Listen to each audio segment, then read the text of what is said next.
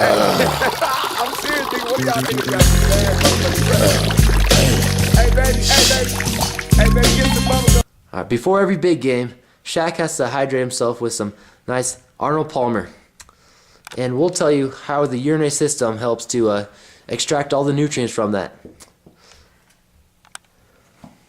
That was unnecessary.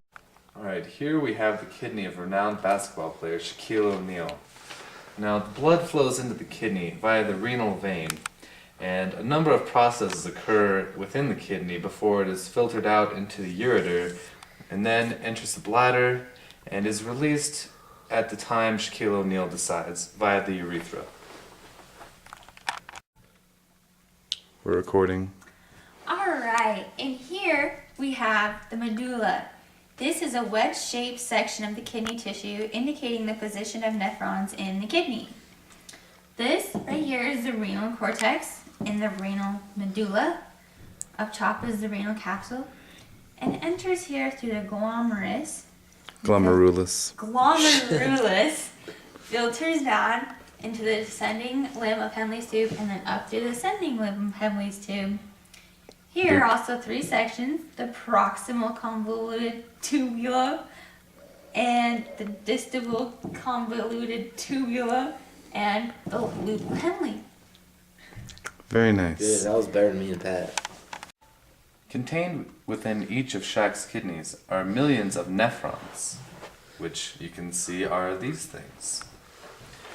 Now, blood flows in through here and enters the glomerulus, where passive filtration occurs depending on the size of whatever is in there. Take, for example, blood cells and protein. They're too big to pass through here, so they go right back into the blood. But waste products and nitric acid, that sort of thing, they enter the renal tubule, this whole thing. And that is where absorption, reabsorption, and secretion occur, which we will get into more detail when we take a look at the tubule up close. 3 parts. There are also 3 parts: the proximal convoluted tubule, the distal convoluted tubule, and the collecting tubule.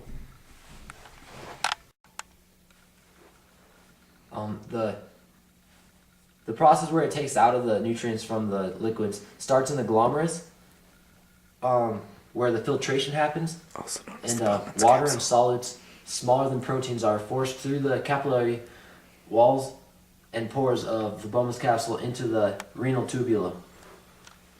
And it goes down, and then more substances are taken out through reabsorption, which is where the water, glucose, amino acids, and needed ions are transported out of the filtrated through the tubular cells and enter the blood in the capillary. And then over here in the collected tubule is where the secretion happens, and the hydrogen and potassium drugs and creatinine are removed from the peritubular capillary blood and secreted by the tubular cells into the filtrate. I'm done. Would you care to touch on filtration? I talked about that first. Oh, never mind. Let's take a minute to talk about diuretics and antidiuretics. Now,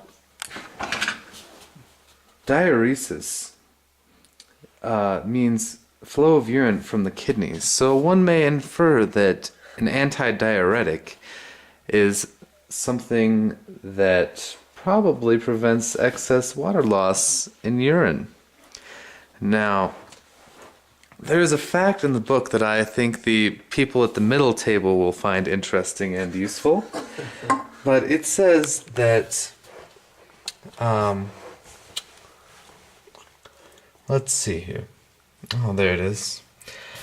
Drinking alcoholic beverages inhibits ADH secretion and results in output of large amounts of urine.